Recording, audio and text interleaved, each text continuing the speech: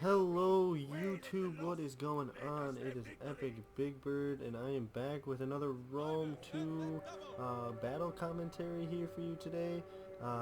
Today I have chosen the faction of Carthage, and I will be facing off against my opponent who has chosen Rome.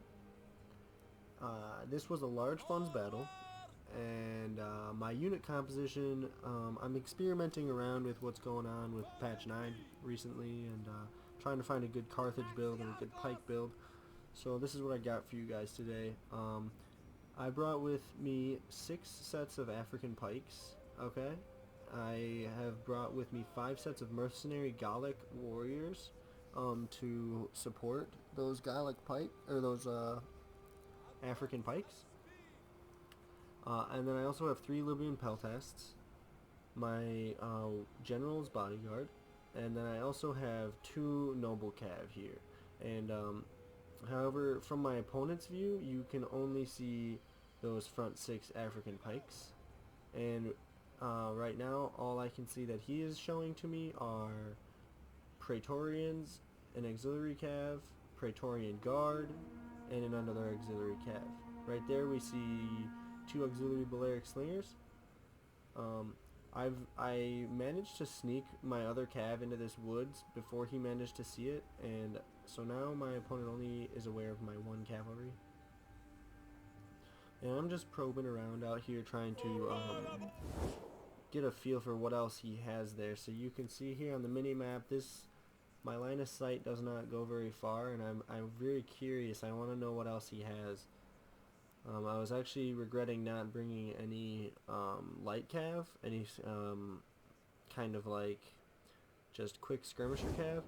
You can see here his auxiliary cavalry decide to come and ward me off.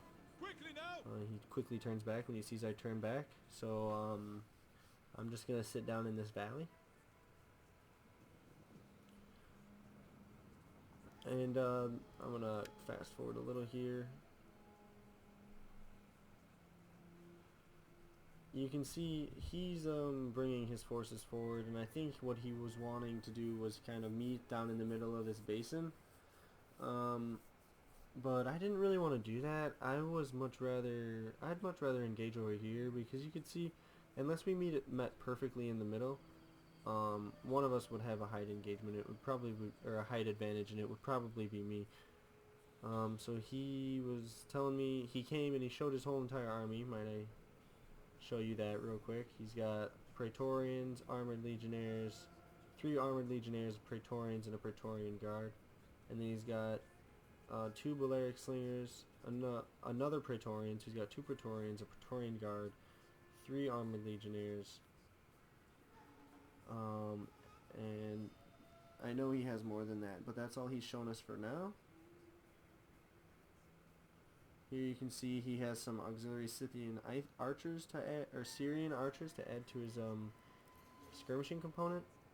And at this point in the battle, we had agreed to move off of the hill and engage on flat ground. However, you can see I'm being a little devious, and I left my 3 Libyan peltasts behind the hill, along with my noble cav. So yeah, I'm being a little devious there, not being totally true to my word, I guess. I moved the bulk of my army off, and I presented almost all of it. So you can see here, he's starting to present his army. You see here is a Praetorian cav, lots, 2 Praetorians, Praetorian guard, 3 armored legionnaires. Then we've gone over his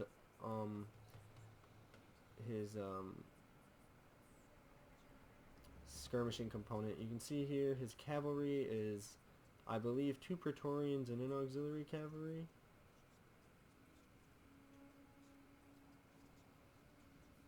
Two auxiliary and a Praetorian cav.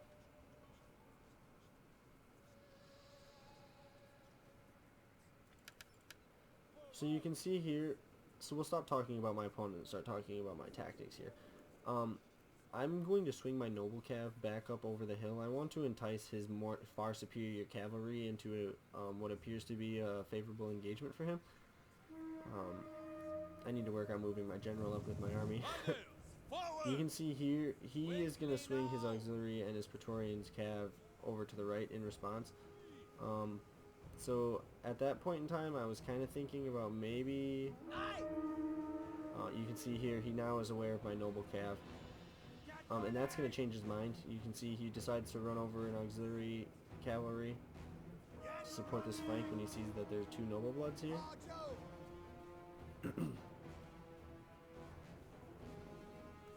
So let's take a look at the overhead real quick.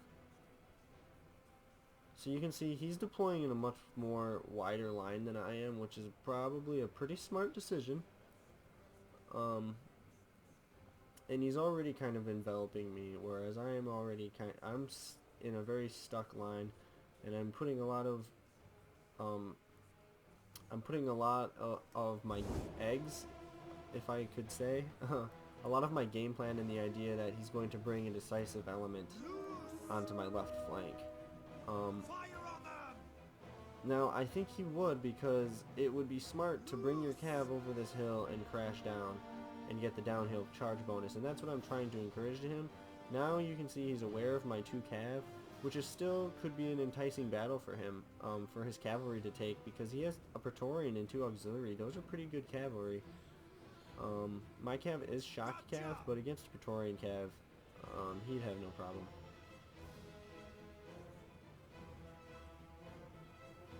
So you can see here, I've started a skirmisher engagement with him. Skirmisher engagement that I do believe I should win. And over here you can see his cavalry's starting to make a move. He brings over Praetorian Guard infantry to help win this battle, and that's a smart decision. He's going to lead his Praetorian cavalry on his left flank. However, I did pull back a little too far from the hill, and for some reason my Libyan peltasts are viewable right there. That's weird. But I moved back to counter him. However, I don't want the engagement to happen in these trees, because otherwise these peltasts will not be able to help the fighting. I mean, they will, but their javelins will hit the trees and they will be blocked. Things like this. Right here, my opponent does a pretty smart maneuver. He decides to just go ahead and ignore my noble cav right now, and just like I said, he's gonna just cross over this hill and put some pressure on my flanks and pretty much do a total envelop. But you can see here we are winning the skirmishing engagement. Now, I'm reforming right now to try and meet this envelop that's happening. He's still unaware of these javelins over here, and you can see right here, that's when his cavalry makes his move over this hill. I'm going to respond. I'm going to come over the hill, and I'm going to try and seek an engagement with his cavalry. You can see here I'm turning my African pikes in on themselves, so he's going to have a harder time going around my army. I had to pull an African pike from my front line, so I replaced it with a mercenary Gallic warrior, and I know it's not gonna hold up against legionnaires, especially Praetorians. But it's gonna put something in between my pikes for a while. You can see my cav gets good engagements on his auxiliary infantry, and I've pulled off one of my mercenary Gallic warriors to help engage in this auxiliary cav. Here I think he sees my javelins and he's gonna go try and run them down, but I catch him with my noble cav, and I'm running my general over to support at first, but I come back. Over here you can see my African pikes have already been overwhelmed by his Praetorian guard. Right there my general gets rear charged by some Praetorian cav. That's not a good fight for him to be in. There, more Praetorians against mercenary Gallic warriors, not a good mix. And he got a pretty good charge on them. My general's getting slammed by another auxiliary cav, so my opponent's doing a pretty good job in the cavalry fight. However, my javelins are coming into the fight now. There, my noble cav get a pretty decent charge, but my mercenary Gallic cav got in the way. There, my general routes. Over here, we're actually winning against his auxiliary cav once my javelins join the fight. So that's good. My horses get out of there with about half strength. You can see here he actually has avoided my pike wall, which is a good decision on his part. You don't want to run head on into those pikes. Instead, he decided to pick apart my Gallic swords at first, and then you can see there he engaged my African pikes only when they turned again away from him, which is a pretty good micro move right there. Right there, he's making a mistake though, and I'm going to pepper his armored legionnaires in the back as he's fleeing from me. I should have been hitting these Praetorian guards sooner, but I didn't. Over here, my noble cav and my mercenary Gallic warriors are still engaged against Praetorian cav, which is going to be a tough fight for them. My noble cav over here is coming back into the engagement, and I'm going to get him into these auxiliary Balearics and finish them off. There you can see my African pikes route, and over here my Praetorian, my African pikes are actually able to defeat those Praetorian guards once my javelins got involved. However, he responds with a pretty good charge into the rear of those African pikes. Now I'm trying to mobilize these javelins quickly to get more flank shots into those, but you can see there he collapses. I'm still trying to provide relief. I'm trying to kill these Praetorian cav with javelins, but it's just not happening. I can see his armored legionnaires are out of formation here, and I decide I'm going to try and like hit as many of them as I can in the rear as while I can. I'm bringing my noble cav, who had just finished mopping up his archers, to try and get a good charge into the rear, or the flanks of these Praetorians. And you can see here they're winded, but I'm going to pop Frenzied Charge and get as good of a charge in the rear of those guys as I can. And now I'm also mobilizing my Balearic Slingers to the flank to pop shots into the rear of his general. And you can see my javelins are still doing work. He peels off an armored legionnaire to try and fend off my Libyan peltasts. I accidentally get them caught up in melee there for a minute. And that's unfortunate, and you can see I'm actually winning over there. I'm creating some breaks. He makes a smart decision and he pulls out with what's left of his Praetorian cav. I'm forced to target this unit of armored legionnaires real quick. I throw one good volley at them, but then I return to this fighting.